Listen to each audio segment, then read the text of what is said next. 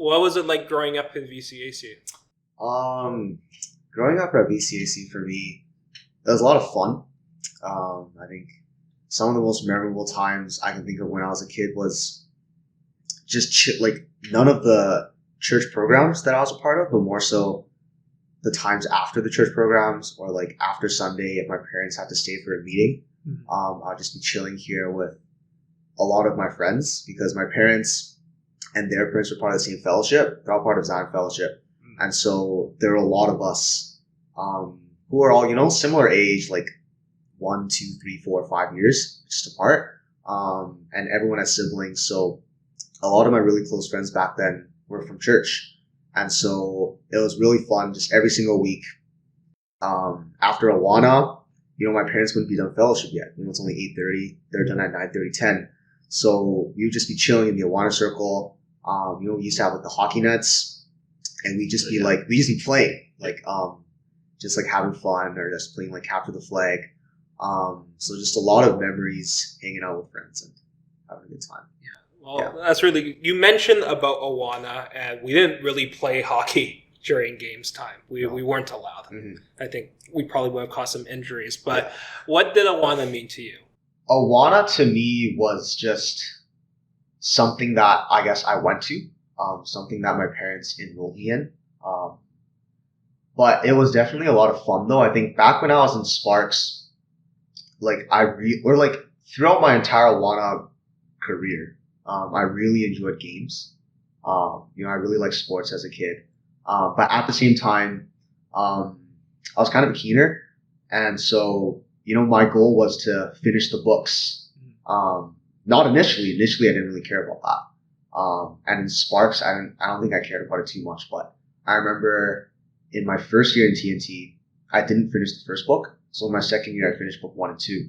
And my third year, I didn't finish the third book. So fourth year, I finished book 3 and 4. Oh, wow. And so it was, I guess, also seeing my siblings get the Timothy Award and seeing their friends and my friends who were a bit older get the Timothy Award. I took it upon myself that I wanted to get that too. Mm-hmm.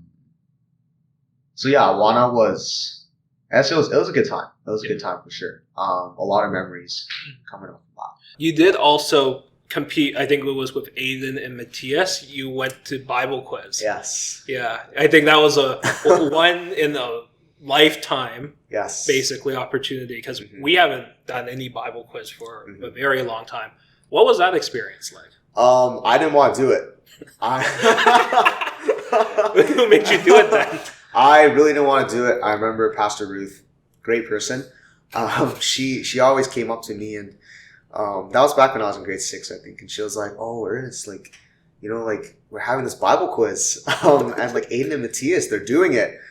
We need one more person to do it." And I was like, "I don't want to do it. I'm not doing it." And she asked for several weeks. I didn't want to do it. So she approached my mom. And once she approached my mom, I kind of had to do it. So I ended up doing it. It was a really good experience. In hindsight, I think we ended up getting second place. I think we could have won. I remember, so there's different sections in the Bible quiz, and one of the sections was where if you knew the answer, you had to press the buzzer and stand up and say the answer. I was a shy kid though. So there was one question I knew the answer, I knew the verse they were asking for, but I didn't want to buzz the thing and stand up because if you say it wrong, then you deduct points. And I think right before the team beside us, someone got a question wrong. And I was like, I don't want to do that. But we still ended up getting second.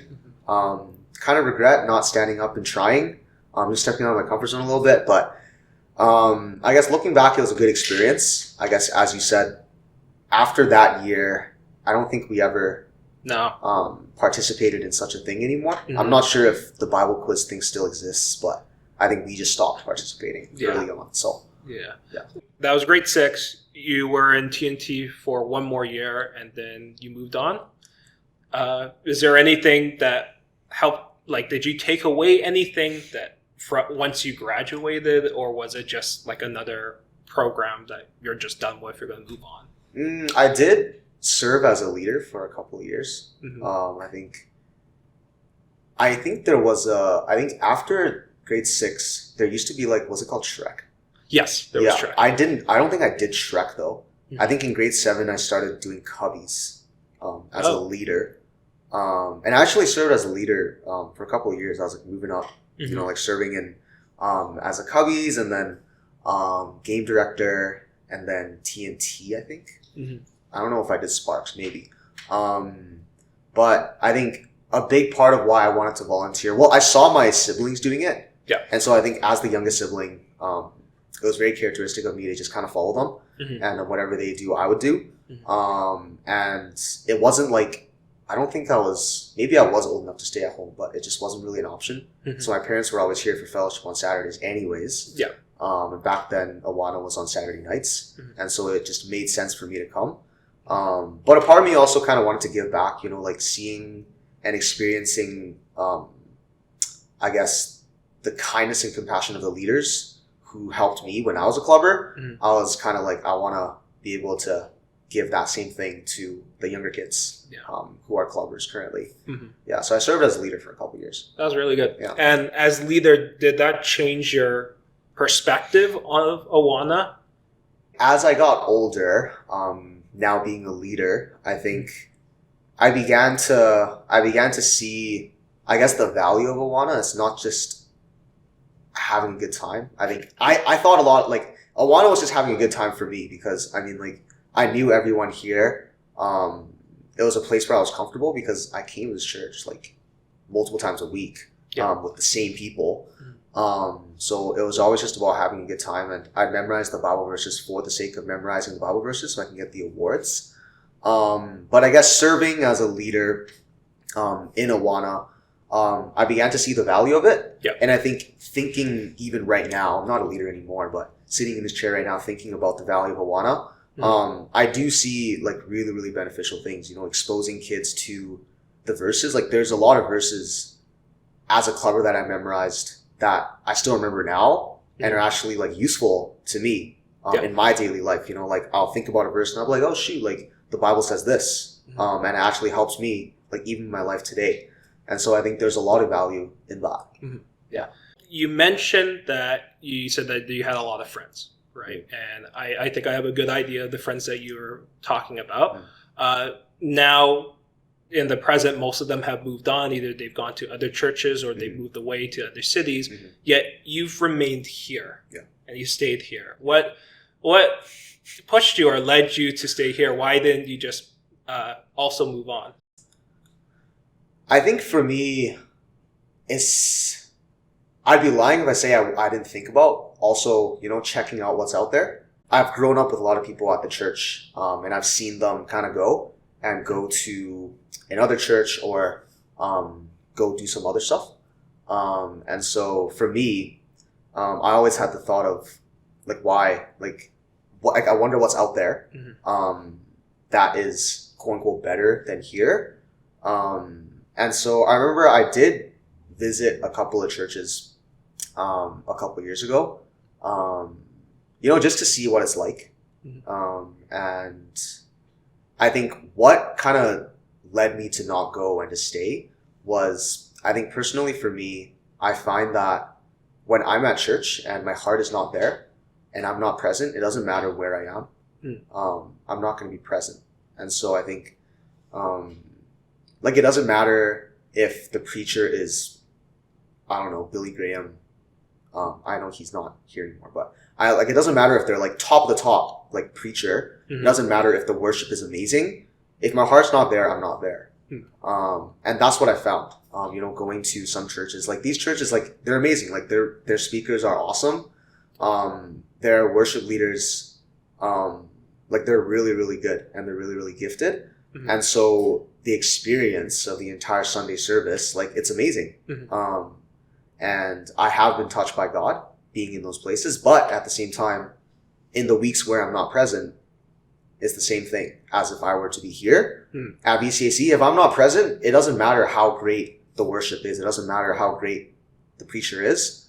Like I'm not going to be present. And so knowing that, I didn't really have a calling from God to go anywhere. I think I would say I'm pretty committed at this church. I serve in several ministries, and I never really got the call from God to go. Mhm. And so it also wasn't like I didn't experience God's presence here. Mhm. And I think looking back, I think it was a good choice that I didn't leave. One, because I didn't really have a reason to. Yeah. I think like Okay. some of the other people that maybe moved on from VCAC, I don't know what their reason is, Mhm. but I don't have a reason, or I didn't have a reason to leave. Mhm. I would have just been leaving because other people are leaving, because it's more convenient. And that's why I chose to stay, because I think God wants me to stay. You mentioned about serving in many different roles. One is definitely worship, right? Tell me a little bit about it. What is it like leading worship on a regular basis? I love it, and sometimes I also don't like it. I think through leading worship or just being on the worship team in general, and I'll take a step back further to just say, spending time with God in the form of music, in the form of singing, has probably been like during those times of worship in the form of song is probably the times that I've experienced God the most. And so like I love it, and I really, really appreciate the opportunity to lead worship. Because and like I guess I'm not saying this because like I think I'm so good, but like I have been told by a lot of people that they have been blessed when God works through me in this way.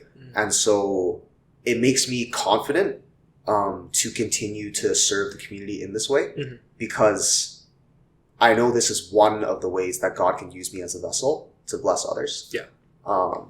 But the part where I know, so like that's why I love it. And I also mentioned that sometimes I don't really like it too much. And that's because I think there is a big commitment aspect to it. I think you would know. Yeah. You know, you've been playing drums, especially recently, like almost every week. Yeah. For I don't even know how long, like since we came back. Yeah, like after basically. lockdown. Yeah. You've been playing drums every single week. And so the commitment aspect is quite huge. But I think at the same time, in committing to be a worship leader and committing to being on the worship team, it kind of helps me to live in a sacrificial way. Of, you know, living in a way and an attitude that's like, oh, like it doesn't matter what I want. Doesn't matter. It doesn't matter what I want. It's what God wants, and not focusing so much on myself, but focusing on God and focusing on the needs of the community. And if God has given me these gifts and He's given me this opportunity to serve in this way, like I should do it, because I like strongly believe that this is like worship is one of the aspects of, I don't know, I guess church and ministry that God, like I really, really have a strong sense that God has called me to be a part of. And so in knowing that, I think it would be, I'd be discrediting God if I chose not to serve in this way. So, yeah. Well, let's talk about another area that not just you've been serving in, but you've been a part of for a long time. So you've been in Clay for a number of years, and you've now become one of the leaders there. So tell me a little bit more about Clay. Yeah, so Clay is, I guess in theory, it's a college fellowship. I say in theory because currently the people in Clay, some of us are in like grad school, some of us are working. But in theory, it's still college fellowship. And we meet every Fridays at night. You know, we hang out. We do Devos. We did Devos this past Friday. We used to have Bible studies, and not so much now. We're just kind of in a interesting period right now, just trying to figure things out. But Clay is awesome. People there are great. And I think the thing I enjoy most about Clay is that everyone there is very genuine in their relationship with God. People that come, and I'm not saying it's not a good reason to come just, you know, to spend time with your friends. It's awesome. But the thing I love about Clay is that everyone comes, or I would like to think that everyone comes with the purpose of spending time with God, being intentional, in a community of faith, not just a community of friends, but a community that loves God. And I love that about the community because it keeps me on my toes in terms of my relationship with God to not be complacent.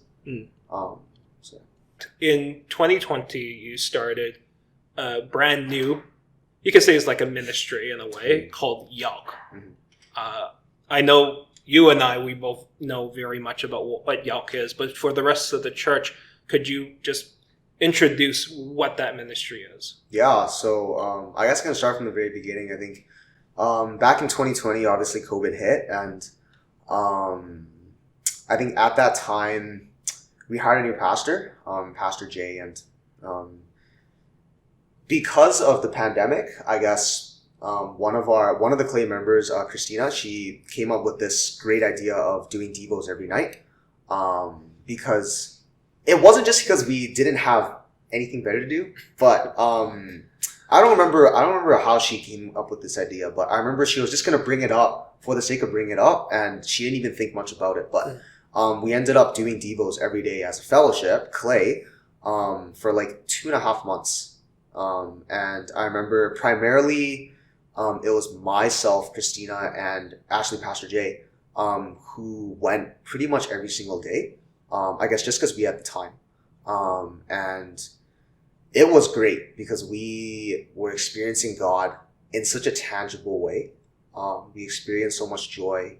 We experienced so much peace and comfort in a time where everyone's kind of freaking out because the restrictions were kind of getting I guess, what's that word? More and more restricted. The restrictions were getting more restricted, you know, as the weeks went by, and, you know, the health people were saying, oh yeah, we're only gonna be in isolation for 2 weeks and then that's it. And they kept on extending it until it was extended indefinitely. Yeah. And so thinking back, that's not a time where you have joy or peace or comfort, you know, you're kind of super anxious.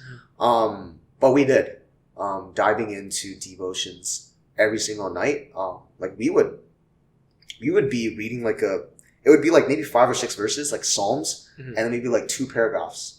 And we would be on the Zoom call for an hour or 2, and we would just be sharing and reflecting and praising God.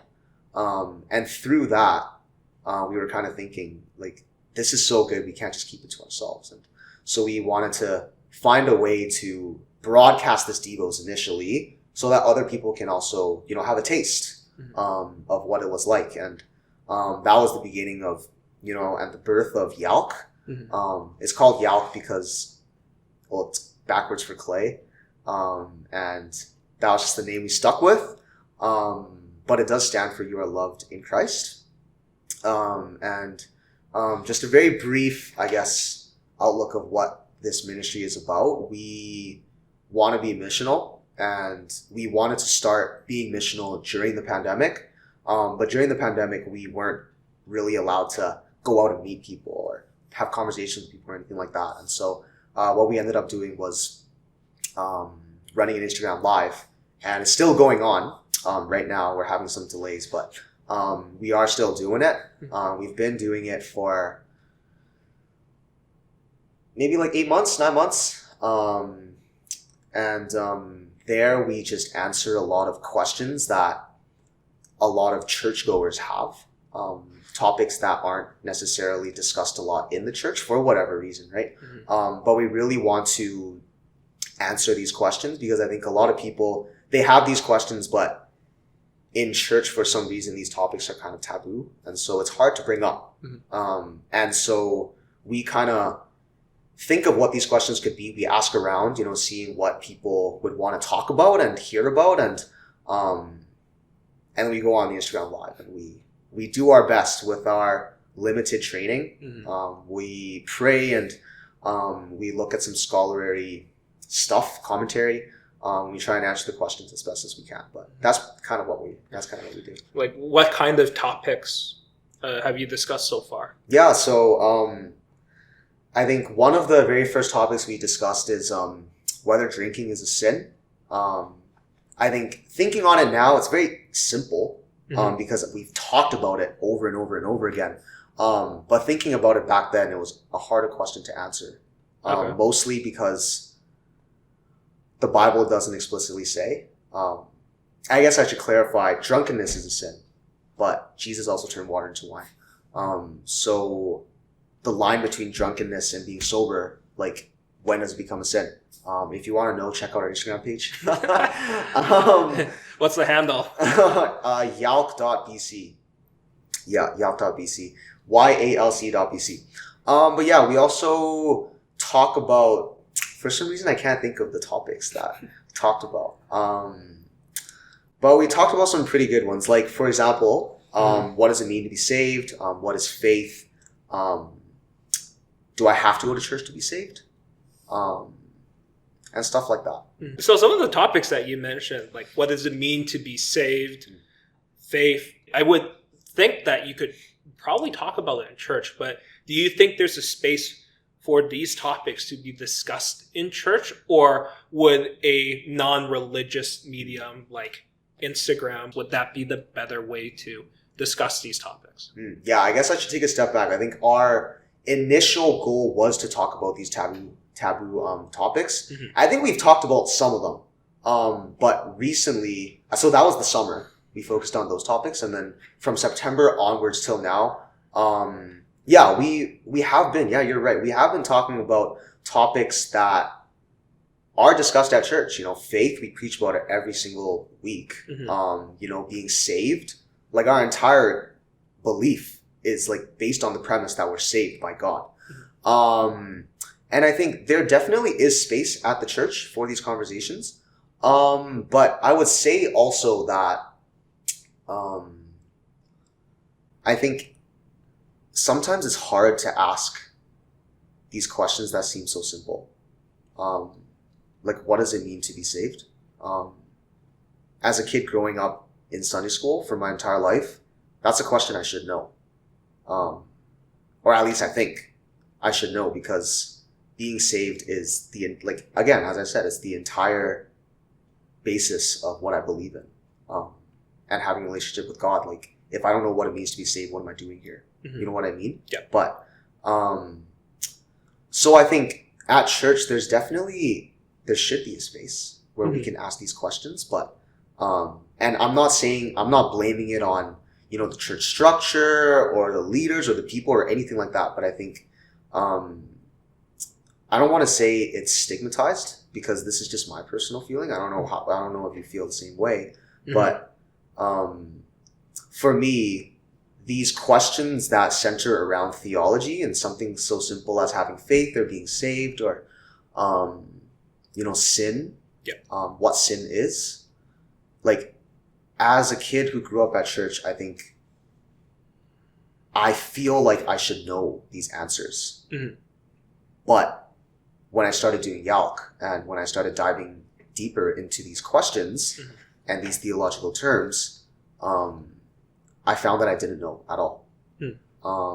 And so, again, like, I like, it would be awesome to have these conversations at church, because in diving into such simple topics of Christianity, like, I've been able to learn so much.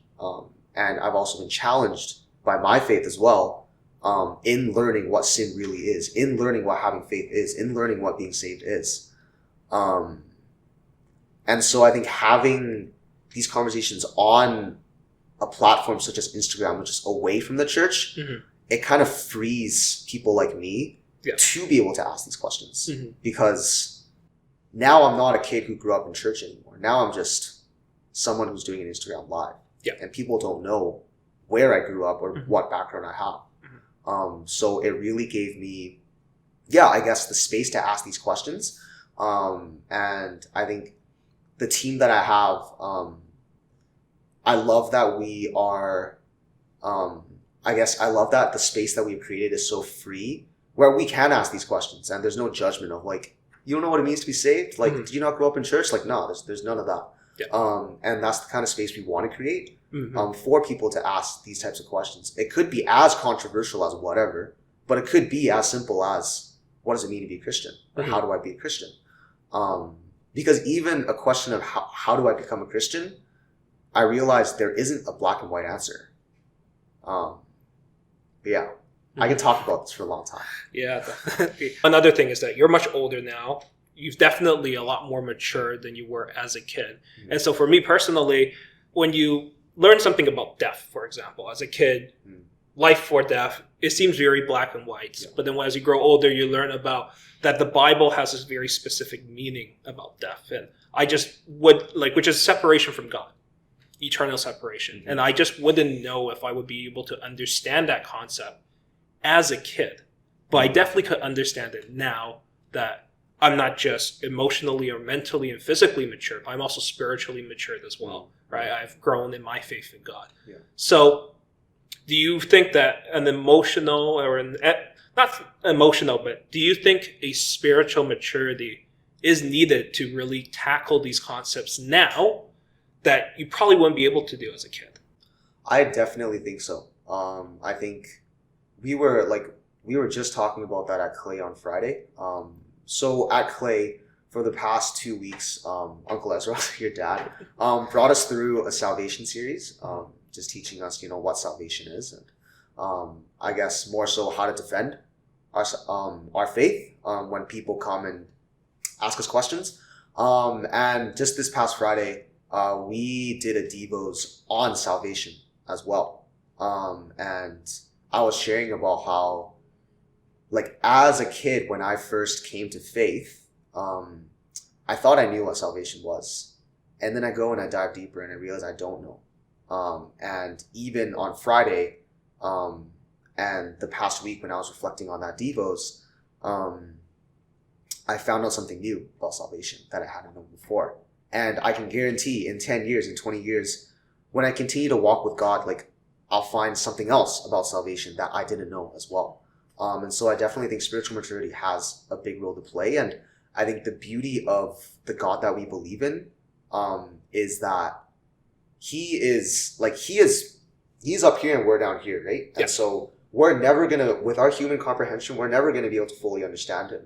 But as we get a bit closer and a bit closer and a bit closer, we begin to find new things about God that we didn't know before. As we get more and more mature, we find out things we didn't know before. And that leads us to worship him more because we realize, that's crazy. I didn't know this before. And now I know, God, you are so good. And we worship. And then a year later, we find out another thing, perhaps about salvation. Maybe when I'm 90 years old, if I live up till then, I'll find something again about salvation that I didn't know before. Mm-hmm. And so definitely I think spiritual maturity has a big role to play now. So do you think that, here at church, sometimes we like to dive into more complex topics, but do you think there's a space to revisit and re-explore something as simple as salvation, things like death and sin? I think it's definitely needed. Okay. I think, because even for myself, I thought I knew everything there was to know about being saved, and I was proven wrong yesterday. And so I wouldn't say diving into these same topics, but diving deeper into these simple topics of Christianity, especially something like salvation, especially something like faith, which is the foundation of our entire belief. It should be something that we discuss more often. Okay. Yeah. No, thank you for sharing that. Yeah. So let's go back to Grand Prix here. We have your car here, right there, back in 2009. So can you tell me a little bit about what your thought process was in designing this car? Yeah, so it was very last minute. It was probably I don't want to say it was the night before, but it was very, very close leading up to the race day. I didn't know what I wanted to do with my car, and at that time, my parents were renovating our basement and putting the wooden flooring into the basement, so we had a woodcutter. Mm-hmm. And so my mom was like, "Oh, what if we just cut the car and make it ice cream sandwich?" Mm-hmm. And we were going for a design. Mm-hmm. And so I was like, "Okay, yeah, sure." I don't know what else to do. I think at that time I don't think it was a block, but I think it was just the blocky car. Okay, yeah. And I hadn't done anything with it. So we chopped it in half. And then we chopped, I don't know if you guys can see, we chopped this side off. Yeah. Because none of us were experts with wood. So I think it would have been a lot nicer if we could have a bite mark. Okay. Yeah. I think that would have helped us with our design pursuit. But then we put like these holes in the front, you know, to mimic an ice cream sandwich. And then like I was like painting it and everything, and we really, really wanted to go for a design. But yeah, this was the. So did it win design? No, I don't even think we were considered for Oh. design. We weren't in the top 3 for sure. I don't think we were in the finalists for design either. Mm-hmm. Yeah. Yeah, but you did win something else. Yeah, so we were very surprised because we ended up winning first for speed. That was very interesting because I see this other car on the table, and I see this other car on the table. I think in every single race, this car kept on beating. This car kept on beating my car. Mhm. I always get second. And so like I think I don't know if I was with my mom, but I was just thinking, yeah, second place speed. That's not bad. I couldn't win design. I can win second place speed. And then the final race, my car ended up overtaking this one. So we ended up coming home with a W. Yeah, so we just interviewed the runner up for that race. This was 2009, so it's like 13 years ago. Yeah. We're coming in. You're all much older, definitely more educated. You have a specific. He's vowed to really redesign and reimagine his car. He wants to win it all, both speed and design. Right. So, what's your strategy heading into this Grand Prix? Yeah. So for my strategy, I really wanted to make a car that I could be proud of. I don't want to give away too many details, but I'm going to be making a truck. In terms of how the design is going to look, I haven't fully decided yet. But I am also trying to be competitive in the speed part. Mm-hmm. But I've seen the designs of some other people, and their cars, you know, when we had that Awana Nostalgia night a couple weeks back. Mm-hmm. And I was also searching up on YouTube, you know, to see how to make the fastest car. And just based off my minimal knowledge, I think they're already in a better position to win speed than I am. Mm. But, you know, I still want to be competitive. Yeah. But I think I'm definitely going to be focusing a bit more on the design. Mm-hmm. I don't want to give too many things away, but at the same time, I don't really know what I'm going to be doing yet with the car. But it's going to be a truck. Okay. Yeah.